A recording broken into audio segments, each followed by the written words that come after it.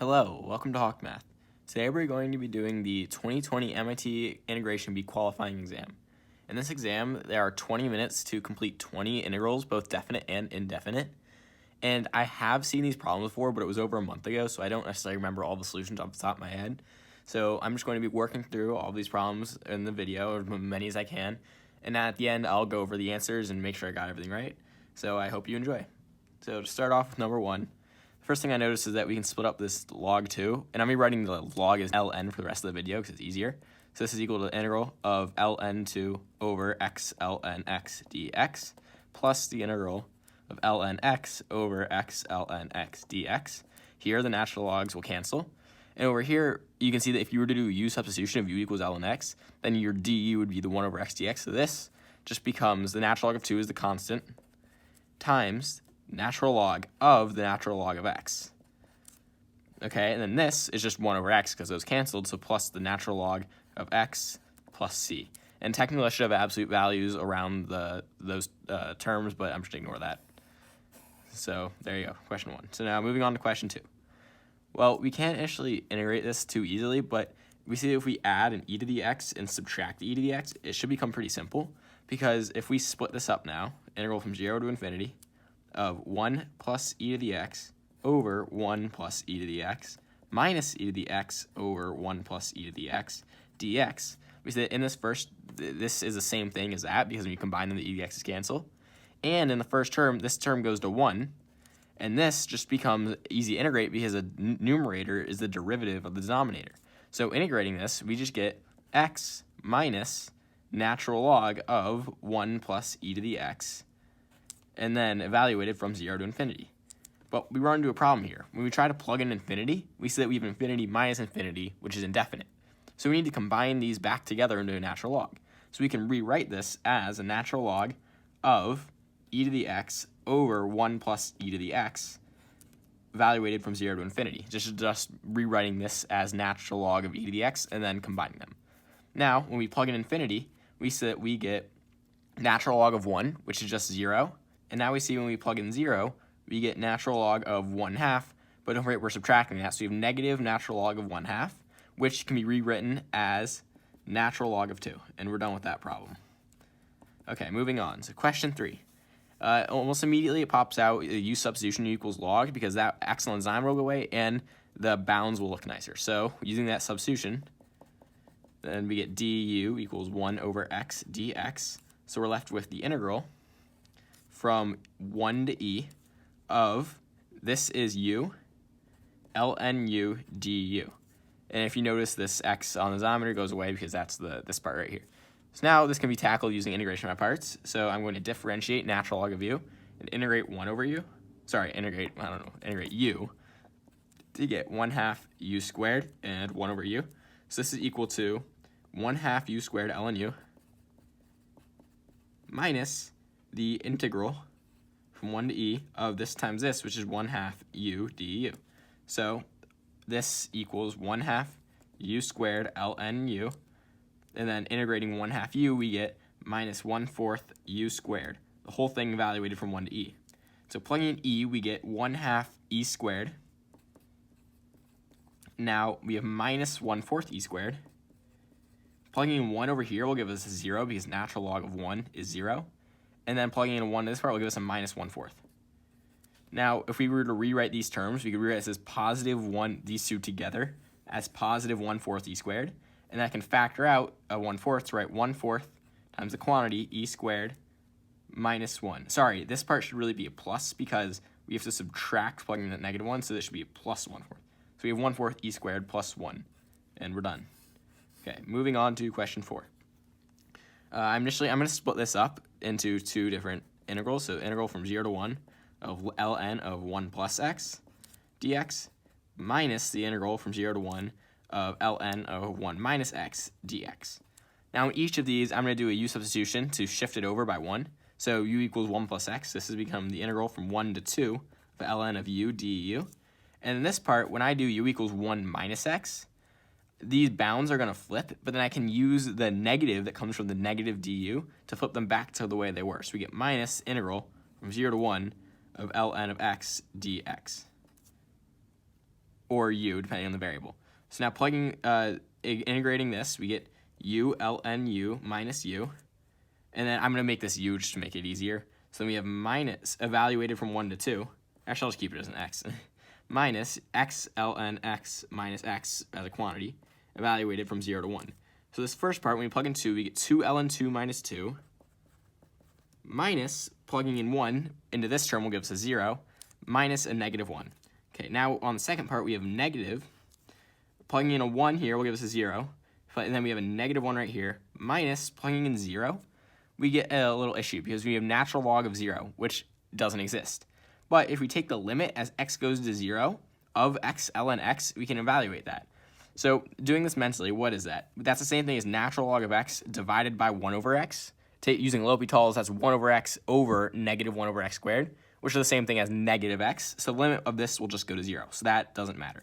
Then we have a minus 0, so that also doesn't matter. So that just becomes 0. Now, evaluating this, we see that we have 2 ln 2 minus 2 plus 1 plus another 1. So those 2's and the 1's will cancel, just leaving us with 2 ln 2. Okay, moving on to question 5.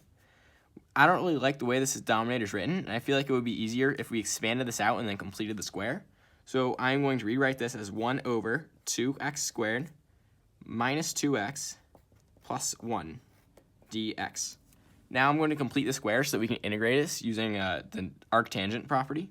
So this is equal to the integral of 1 over, I'm going to factor out 1/2 into the front, and I'll bring it back later. So that becomes x squared minus x plus 1, which is the same thing as x minus 1/2 squared.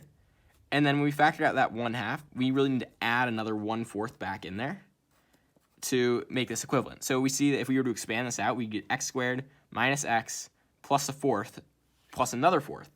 And then when you multiply that whole denominator by 2, we end up where we started. Now we can integrate this part using the arctangent formula, which I will write up here. We have the integral of 1 over x squared plus a squared dx is equal to 1 over a arctangent of x over a plus c. Now, this can be easily verified by doing a u substitution, u equals x over a, and you can verify that yourself. But for this, it just becomes really simple because now all we have is 1/2, that's the coefficient, times 1 over the square root of that.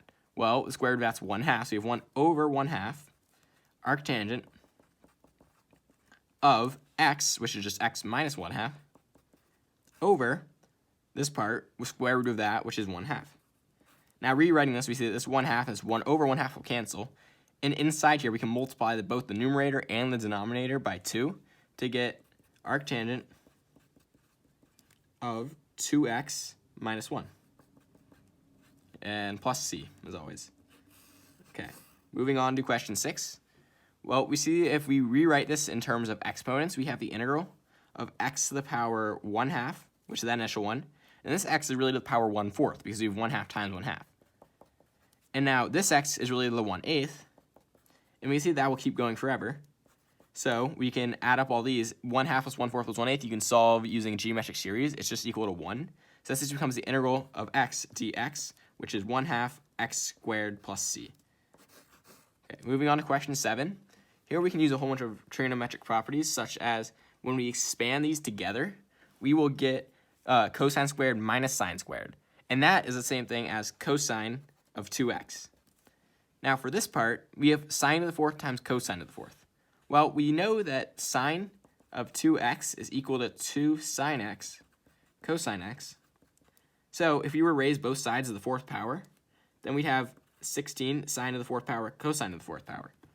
So if we were to divide both sides by 16 now, we see that sine to the 4th power times cosine to the 4th power, which is right here, is the same thing as sine to the 4th power of 2x over 16. Now we have the integral of that times that dx. Well, look at that.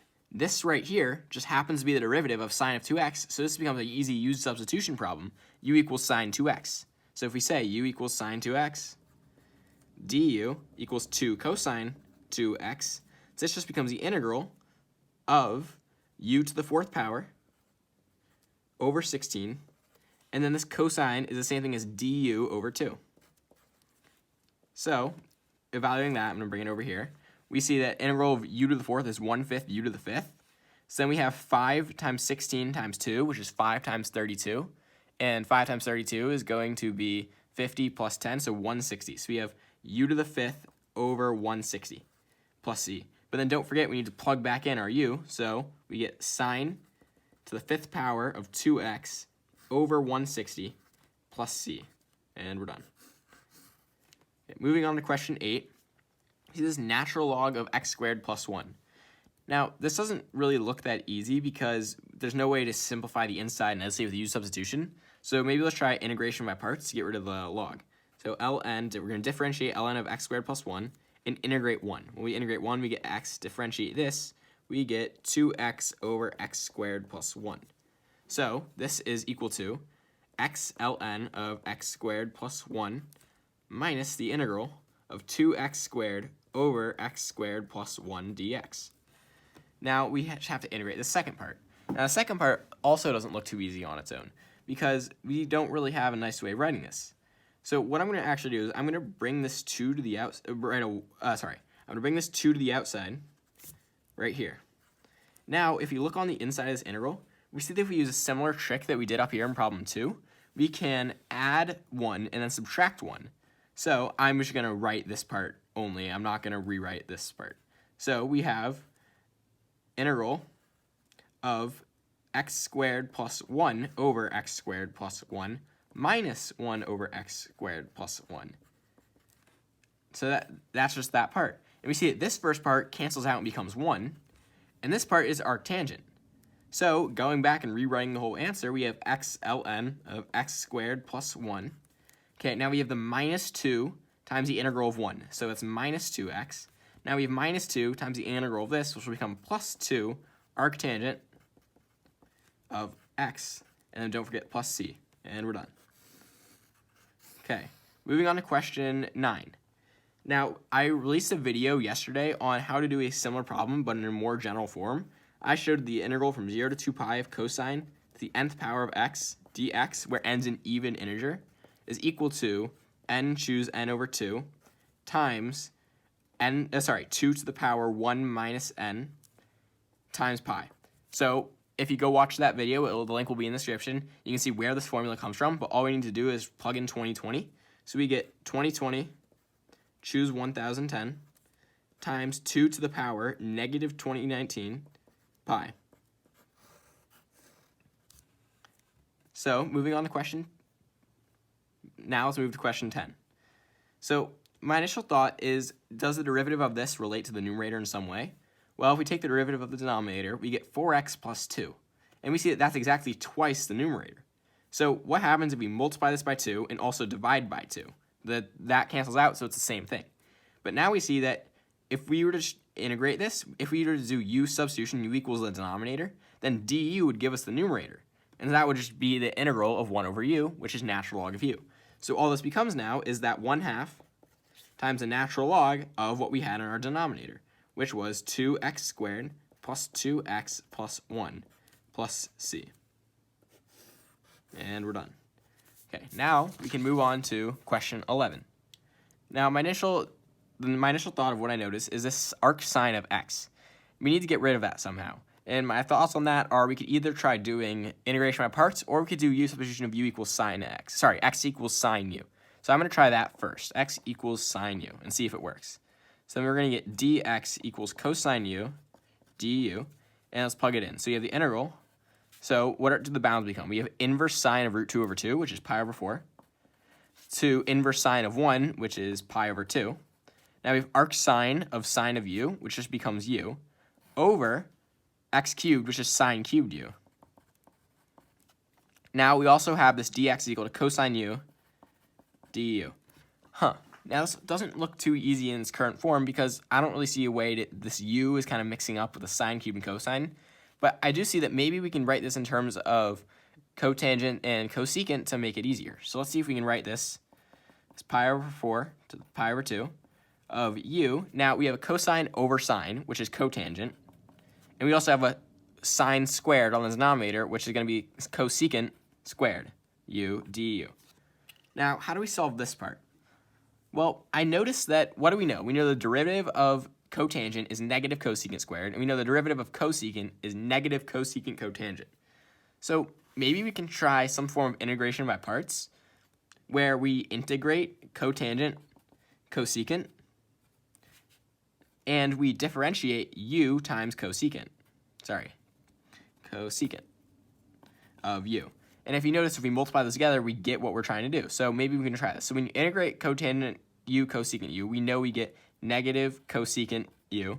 When we differentiate this, we get cosecant u. See, I just spelled that wrong. And then we have the derivative of cosecant is negative cotangent squared. So you have minus u cotangent squared of u. Okay, so now let's rewrite this. What do we get? We get negative u cosecant squared of u. Then we have, I'm going to make this with a plus the integral of cosecant times cosecant. So it's cosecant squared. And then we have minus u times cosecant cotangent. Cotangent squared. And there we go. Well, what do we notice? Well, this u cosecant cotangent squared is the same thing that we wanted to start with. Obviously, I need to fill in the bounds, but I can do that later. So we know this is equal to that formula, integral of u cotangent u cosecant squared of u du. Well, we can now add this integral to both sides to get 2 times that integral is equal to all of this du. Now, we know the integral of cosecant squared, because that's just negative cotangent. So this becomes minus cotangent u, and we can just divide both sides by 2. So dividing by 2, we get that. And that is the integral of u cotangent u cosecant squared u. Now we need to evaluate this from pi over 4 to pi over 2. So plugging in pi over 2. Well, what is cosecant of pi over 2? That's 1 over sine of pi over 2, and sine of pi over 2 is 1, so that's just going to equal 1. And just to make things easier, I'm going to write out everything else. So you have cotangent of pi over 2 is cosine of pi over 2, which is 0, over sine, which doesn't matter, it's going to be 0. Okay, now we also need cosecant of pi over 4, which is going to be root 2. And we also need cotangent of pi over 4, which is going to be equal, cosine is going to be equal to 1. So now plugging everything in, we want negative pi over 2 times cosecant squared of pi over 2. Cosecant of pi over 2 is 1, so that's just times 1, so I'm not going to write it. Then we have minus cotangent of pi over 2. Cotangent of pi over 2 is 0. Then we have all over 2. Okay, now we have minus, plugging in pi over 4, we get negative pi over 4 times cosecant squared of pi over 4, which is root 2 squared, which is times 2. Minus cotangent of pi over 4, which is 1, so we have minus 1, all over 2. Okay, now writing this out, we get this first part's negative pi over 4. And the second part is going to be, if you notice, this numerator is going to become negative pi over 2 minus 1. So we have minus negative pi over 2 again, so pi over 4 minus 1/2.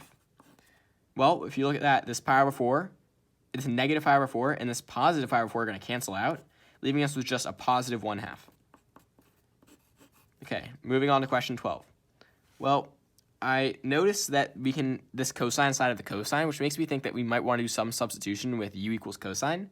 But first, I'm going to want to expand the sine out to be 2 sine x cosine x, so that, and then times cosine of cosine x.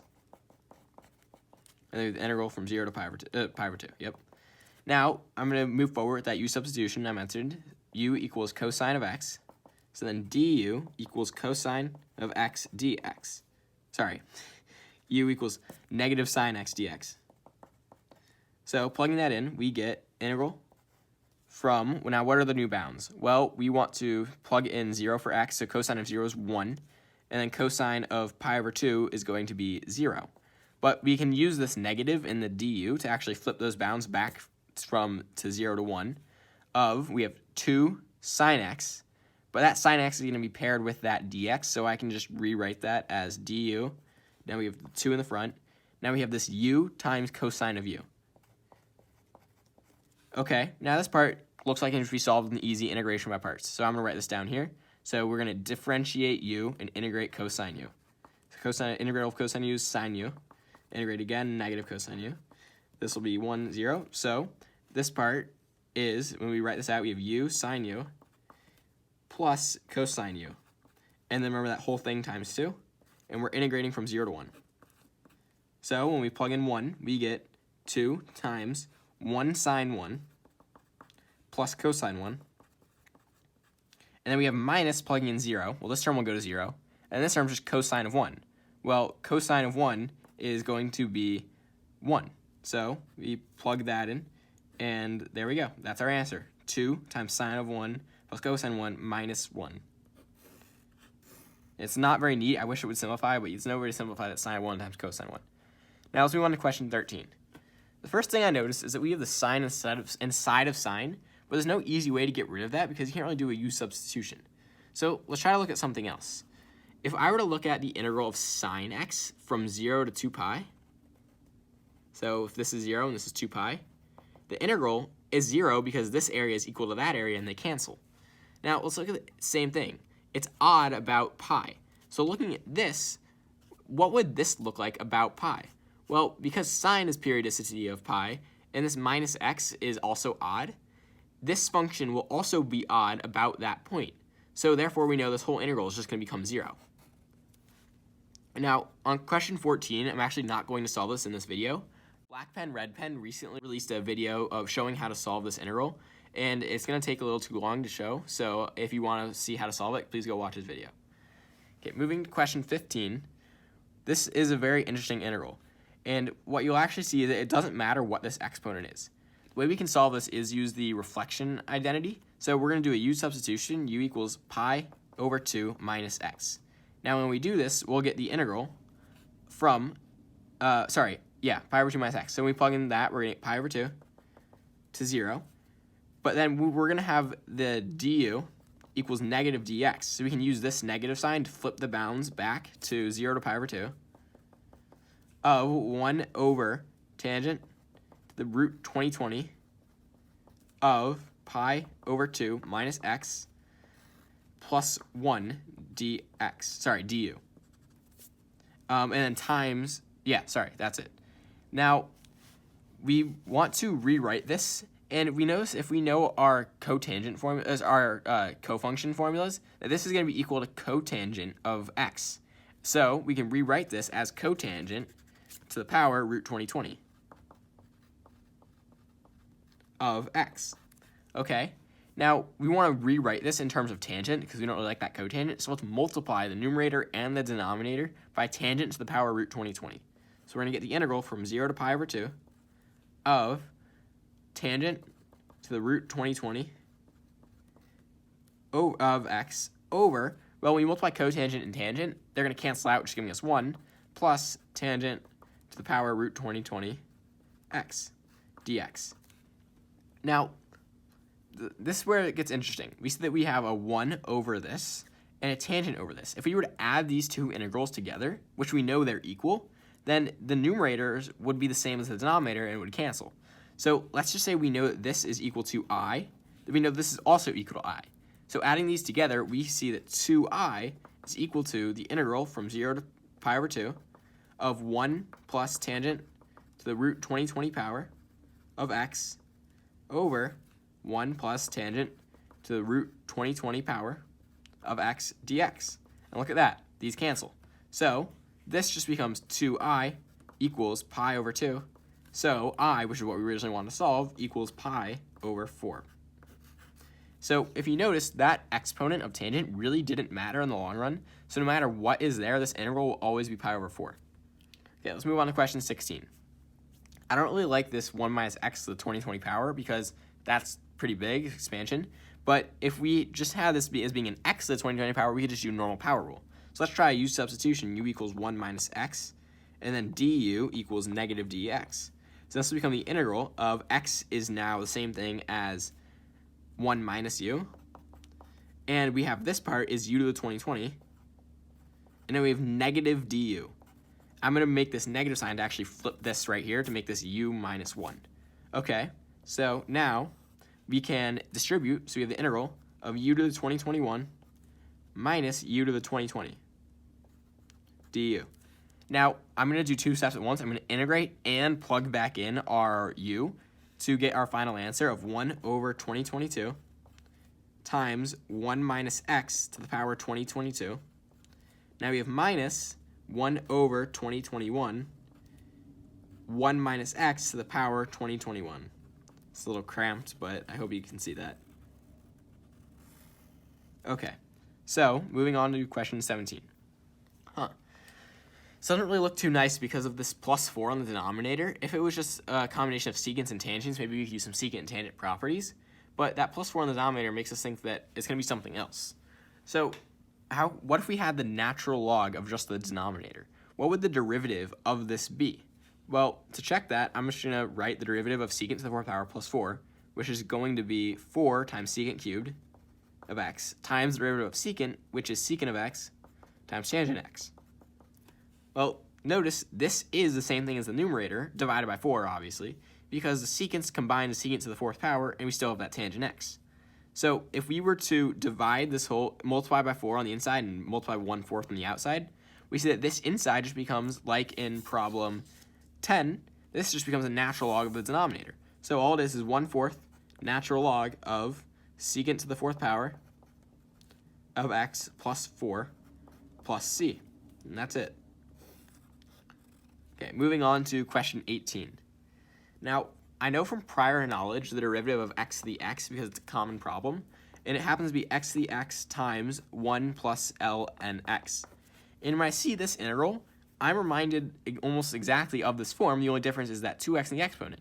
So my initial thought is maybe this is the derivative of x to the 2x. So let's check that out. So let's take x to the 2x and find the derivative. In order to do that, I'm going to set it equal to y. Now, taking the natural log of both sides, we get 2x ln x equals ln y. Taking the derivative, we get y prime over y equals 2 plus derivative of that is 2 ln x. And we can see if we multiply both sides by y, I'm going to get rid of that right there. Y, remember, is equal to x to the 2x. And look at that. It's the same thing. We have 2 plus 2 ln x. So therefore, we know this integral is just x to the power 2x plus c. Moving on to 19, we look at this, and the first thing I notice is that we have the form root a squared minus x squared. And that is the same thing as a circle with a radius 1. Because if we look, we can rewrite this as if that's equal to y, square both sides, 1 minus x squared equals y squared, add x squared to both sides, 1 equals x squared plus y squared. So you have a circle. And the circle has radius 1, is in the first quadrant. So we have that. And we want the integral from 0 to 1, which represents this area. Well, this area is just a quarter of the circle. So all we need to do is find the area of the circle, which is pi times 1 squared, which is just pi, and divide it by 4. And we're done. Okay, final question is question 20. Now, I initially noticed the exponents are e to the negative x to the 4th power, and we also have the x to the 5th. So is there any way we can get some variables to cancel if we were to substitute in some variables? Well, let's see. If we did a u substitution of u equals x to the 4th, then in the front we'd get an x cubed out. We'd also get a root u in order to finish the integral, and that wouldn't really help us because root u times e to the negative u is not too easy to solve. So maybe try something else. Let's say, what if u was equal to x squared? Well, then we get a negative u squared in up here, and we'd get a u du in the front. That doesn't look too bad, so let's try that. So u equals x squared. So we have the integral from 0 to infinity of u squared times e to the negative u squared, and we're going to have a 2 du, because du is equal to 2x dx. Sorry, 1/2. My bad, not 2. And so now we have this integral. Well, this integral is not terribly easy as well. But if we do integration by parts, I know how to integrate u e to the negative u squared, because this we can just do a u substitution to solve. And let's try differentiating what we have left over. So we have 1/2 u, which is left over. Now if we differentiate that, we get 1/2. And if we integrate this part, we're going to get negative 1/2 e to the negative u squared. So rewriting this integral, we have negative 1/4 u e to the negative u squared. And then we have plus the integral from 0 to infinity, and remember this is evaluated from 0 to infinity, of this times this, which is 1/4 e to the negative u squared du. Now, let's look at this part right here. When we plug in infinity, this e over u squared, which is on the denominator, this whole term is going to go to 0 really quickly. When we plug in 0, we see that we have 0 over 1. So this is also going to go 0. So no matter what, this whole part is just 0. So now what we need to look at is the second part right here. Now, I know from prior knowledge, the Gaussian integral is the integral from the negative infinity to positive infinity of e to the negative x squared dx. And this is equal to root pi. And this is a very famous integral that I may do a video on in the future to show how this is solved. But using this prior knowledge, it's not too hard to calculate this because we see that this is an even function. So we know we can also write it as 2 times this integral from 0 to infinity is equal to root pi. Now we can divide both sides by 2 to get that. Now, all we have is that we have this integral times 1/4. So this is equal to root pi over 2 times 1/4. And this is equal to root pi over 8. And we are done with the test. Okay. Now that was a lot, so I'll be cut back. I'm going to grade this work and cut back to show you if I'm correct. So I finished grading this work, and I got all of the ones I answered correct. So number 14, which I skipped, if you want to know the answer, it's natural log of 1 minus x to the 2020 plus c. And on question 7, question 7, the answer key had this written as 1/5 sine of x to the 5th power times cosine of x to the 5th power. But my answer is really the same thing, because if you were to expand my sine of 2x, you would get this. So I really hope you enjoyed all these integrals. If you have any questions, please leave them in the comments. Please like the video and subscribe if you want to see more. Thank you for watching.